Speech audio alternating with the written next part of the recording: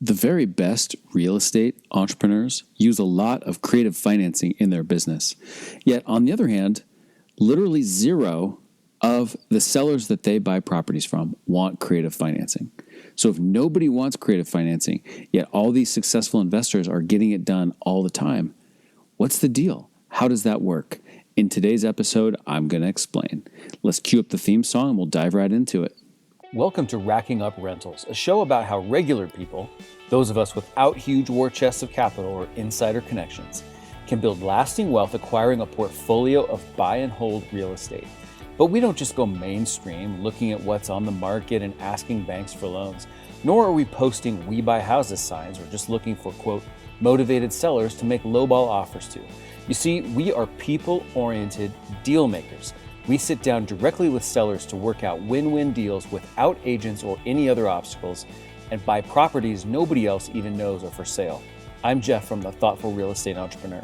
If you're the kind of real estate investor who wants long-term wealth, not get-rich-quick gimmicks or pictures of yourself holding fat checks on social media, this show is for you. Join me and quietly become the wealthiest person on your block. Now let's go rack up a rental portfolio. Thank you for joining me for another episode of Racking Up Rentals. Show notes for today's episode are at www.thoughtfulre.com/E42. Please do us a big favor. Do yourself a big favor by hitting the subscribe button in your podcast app. It really does help other fellow thoughtful real estate entrepreneurs who are stumbling around out there in the real world looking for us to find us. Okay, onward. So I was in this Facebook group the other day, not our Facebook group, Rental Portfolio Wealth Builders, not that one, but a different group of real estate investors. And I was looking for questions that I might be able to answer and help people out a little bit. And I saw somebody post, and he said, "Nobody in my area wants creative financing. What should I do?" Right? And so he's kind of looking for, something else he can do instead, because apparently his market is totally tapped of people who want creative financing, and there aren't any left. So I had to respond to him, and I said, I think you're exactly right. Sorry to say it. You're right. Nobody wants creative financing. And then I went on to explain something, though. What these people want is not creative financing. What they want is what they want. They want whatever the heck they want. That might be a trip around the world. It might be relief from a situation. It might be peace of mind about this. It might be changing how they spend their time. It might be a new trailer. It could be anything. They want what they want. Creative financing is simply a large toolbox of options to help you deliver what it is that they want. Creative financing is not a means to it. It is a means to an end. It is not the end in and of itself. There's a really well-known little analogy that I think is so helpful, and I've used this a million times explaining things to people, that in the United States, there are 24 million quarter-inch drill bits that are sold every single year. But you know how many people wanted a quarter-inch drill bit? Zero. 24 million drill bits sold. Zero people wanted a drill bit, because what did they want?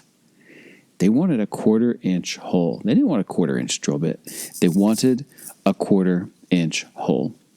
And so what that means for us as thoughtful real estate entrepreneurs is that we need to put our energies into focusing on understanding, as well as we possibly can, what the other person wants. What are they trying to accomplish?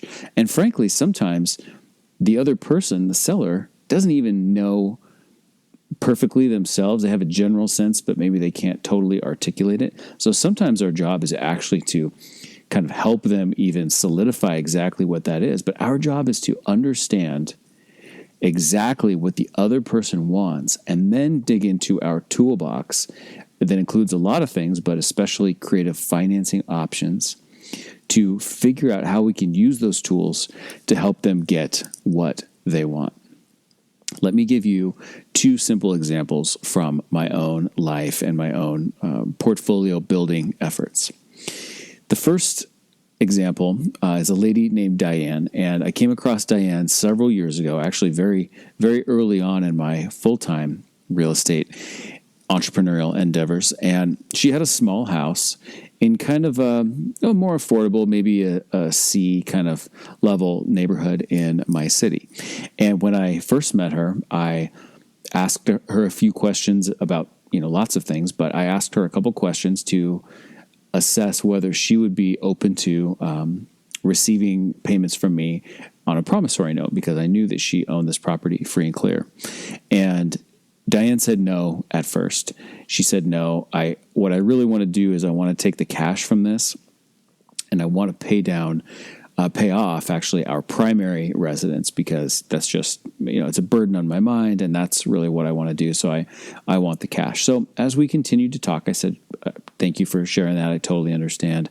I asked her a few more questions and I understood kind of what her interest rate was and her balance on that other loan and whatnot. And so I went about my business putting together a proposal that was on target for what she said, and in this case, she wanted to be cashed out. But as I was putting together my proposal, I was still doing the work and the analysis to figure out, well, how could this deal be structured in a different way? What if I was able to make payments to her over time? And I looked at it and I said, well, I know what interest rate it is that she's trying to cash out right now. What if I were to make a proposal that involved a higher interest rate so that she actually would be making more money by receiving my payments than she would be saving if she were to pay off her other debt? And so I went back to her. At the time, it was time to make the proposal, and I gave her a proposal that matched exactly what she told me she was looking for, a cash type of, I'd go get a loan or we'd bring cash to the table somehow, but she would get cashed out all at once. And I said, but, Diane, let me give you some free food for thought. And by the way, I like to use that line a lot. Let me give you some free food for thought, because I was already brainstorming this stuff anyway. And I thought, well, it only takes another couple seconds to write up a scenario just for your own consideration, your own food for thought, of what it might look like if I did make payments to you over time. And I gave her that proposal. It involved a higher purchase price. It involved an interest rate that was higher than I knew she was paying on her other property. And even though she had said no, I said, Diane, look, I know you said you don't want to do a promissory note, and that's totally fine. I was already doing this brainstorming anyway. Here's some free food for thought. Let me know what you think about it, but let's focus on the cash offer that you asked me for. And as it turns out, my rationale and my approach to showing her this second proposal that involves seller financing in a very non-threatening kind of way really resonated with her. And she ultimately said, yeah, you know what? I would like to do this. You're right. This is better for me than paying off my existing primary mortgage. So she said yes, and we did that loan, and I paid on that loan for several years, and then she got paid off. And it worked out really well, even though at the beginning she said, no, I don't want to do that, because I really understood what she was trying to accomplish, which in this case I would say she was trying to maximize kind of her return. And she was going to say, pay off a 4% loan, but if I could pay her 5%, that actually would maximize her return better. And so I gave her something that better met her real objective, the thing she wanted, and then she said yes to it. And I need to point out that this promissory note seller financing situation is exactly what I wanted, but I didn't accomplish that by telling her what I wanted or trying to kind of force it in there. I listened to what she wanted, and I found a way to give her what she actually really wanted, but in a way that also gave me what I wanted. But it wasn't framed around what I want. It's framed around what she wants. Let me give you a second example. Much more recently, a gentleman we'll call Brian. And Brian received a letter from me about a single-family house he owned. Actually, incidentally, now that I think about it, not too far from Diane's property overall, but several years later. And Brian told me he wanted to sell this property. The tenants had left, and he felt like this was a natural time to go ahead and sell it. And it was in the spring, and he wanted to take the proceeds and do a 1031 exchange to buy another different property outside of the city. The city where we live has got a lot of changes going on with landlord-tenant laws, and he said he felt like it'd be better to be outside the city, and he wanted to do an exchange into a property outside the city. And so as he and I got to know each other more, which is a big important part of the equation, I asked Brian, "Hey, so is it a specific property you've got your eye on, or kind of maybe a category of properties you have your eye on?" And he really said, "No, not so much." And then I kind of had the idea that, I don't know that he really wants to buy something else. And so I asked him the question, "Brian, is it that you want to buy a property outside the city, or is it that you don't want to pay capital gains tax when you sell this house?" And he said it was much more of the latter.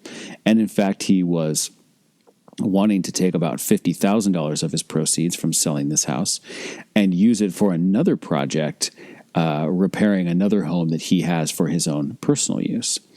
And so I thought, okay, well, that's interesting.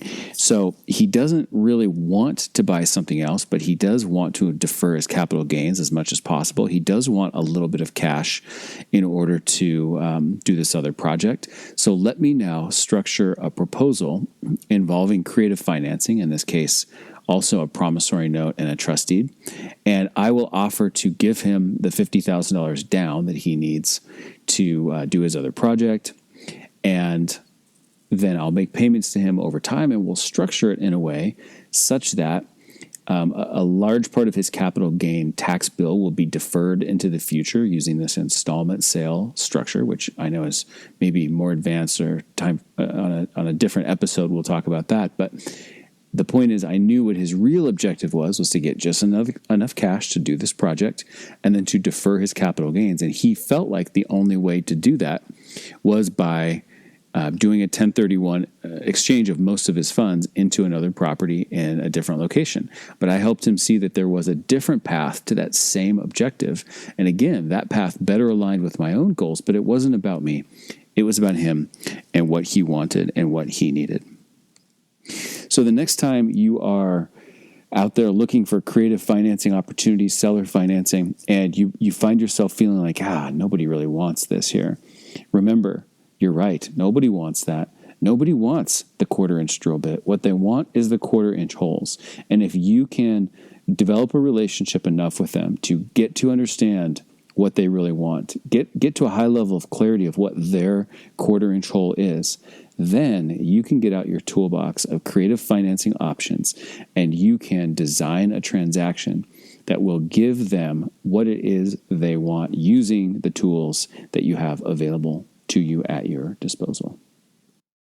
That's it for today's episode of Racking Up Rentals. I hope you found this thought-provoking, gets your wheels turning. Again, show notes for today's episode are at thoughtfulre.com/E42. Please do us a big favor by hitting that subscribe button in the podcast app. Please take a second to rate and review the show. Just give us an honest rating and a review. Did you know also that we have a Facebook group for thoughtful real estate entrepreneurs? It's called the Rental Portfolio Wealth Builders, and we'd love to have you join us there. You can just go to group.thoughtfulre.com, and it'll take you right to that page. If you liked this episode, please take a screenshot of it, post that screenshot to Instagram, and just tag us. We are at Thoughtful Real Estate. Well, I will see you in the next episode. And until then, this is Jeff from the Thoughtful Real Estate Entrepreneur signing off. Thanks for listening to Racking Up Rentals, where we build long-term wealth by being win-win deal makers. Remember, solve the person to unlock the deal and solve the financing to unlock the profits.